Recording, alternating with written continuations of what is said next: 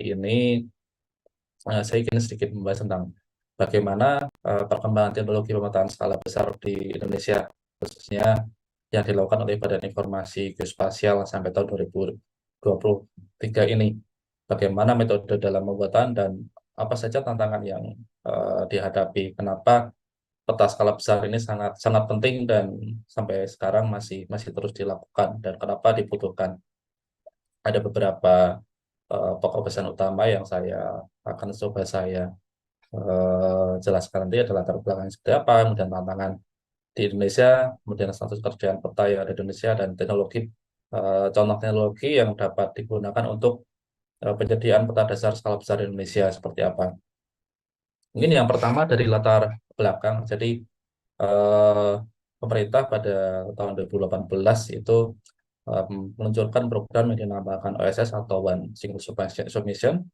Di sini intinya pemerintah istilahnya tidak memperingkas dari jalur birokrasi yang ada di pemerintahan untuk salah satunya untuk kegiatan perizinan dalam badan usaha untuk melakukan kegiatan perekonomian, investasi dan lain-lain sehingga tidak terlalu banyak proses yang dapat yang harus dilakukan sehingga badan usaha atau mungkin pelaku usaha dapat melakukan kegiatan perekonomian dengan lebih cepat sehingga perkembangan ekonomi diharapkan akan lebih cepat juga, tidak terlalu banyak proses izin sana sini yang dilakukan.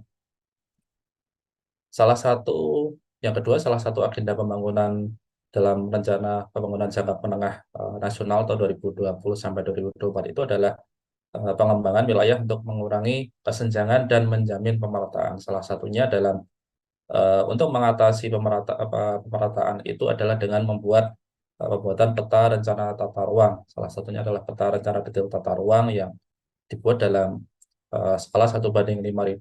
Salah satu data yang digunakan dan penting untuk pembuatan peta RDTR itu adalah peta dasar skala besar.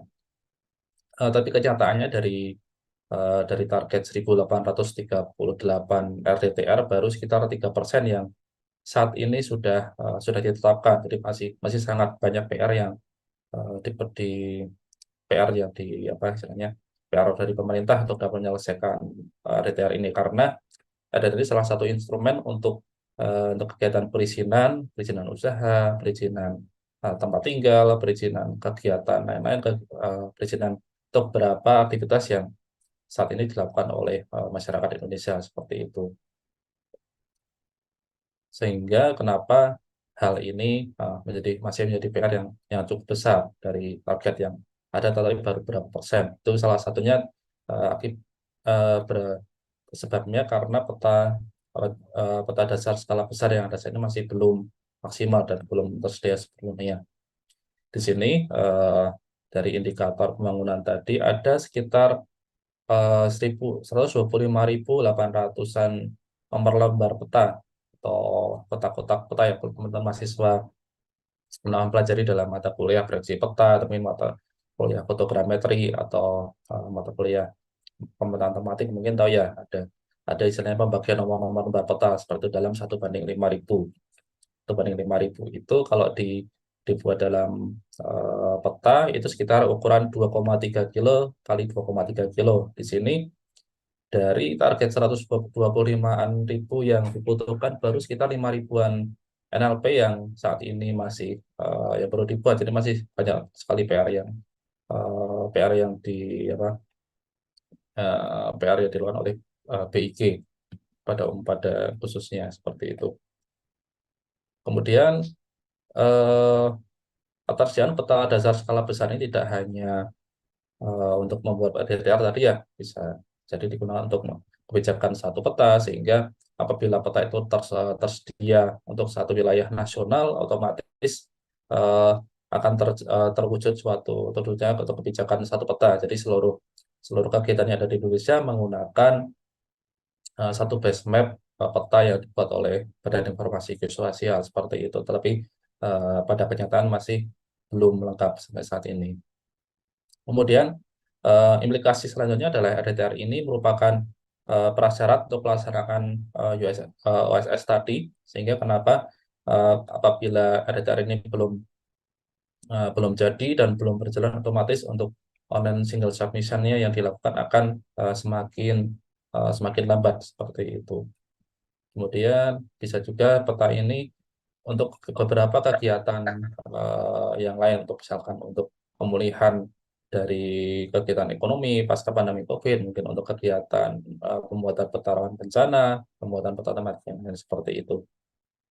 Maka peta ini memiliki nilai strategis yang cukup besar.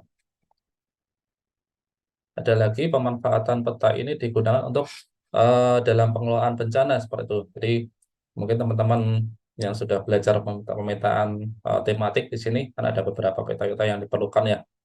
Misalkan perlu peta dasar untuk membuat cakupan wilayah, dan ada juga misalkan butuh peta tematik seperti peta kontur, topografi, kelarengan.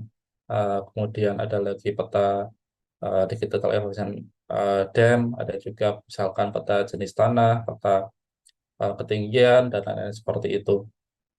Dengan adanya peta yang semakin lengkap, otomatis beberapa kegiatan pengelolaan bencana akan lebih dapat terstruktur seperti itu, misalnya untuk beberapa persiapan, sehingga tidak tidak hanya menggunakan data-data yang sudah lampau, atau mungkin dengan data yang skalanya lebih kecil, bisa menggunakan data dengan yang skalanya lebih besar lagi seperti itu.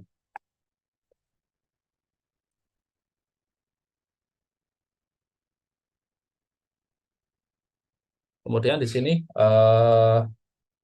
pernah juga dijelaskan bahwa di salah satunya adalah National Mapping Service eh, di United Kingdom. Jadi kegiatan pemetaan ini dapat digunakan untuk beberapa kegiatan, seperti untuk pembuatan untuk pengenalan resiko dari perekonomian, kemudian untuk pendaftaran tanah, sampai juga di Indonesia untuk pendaftaran tanah yang dilakukan oleh BPN, ada juga untuk pembuatan peta efisiensi untuk perencanaan jalur transportasi,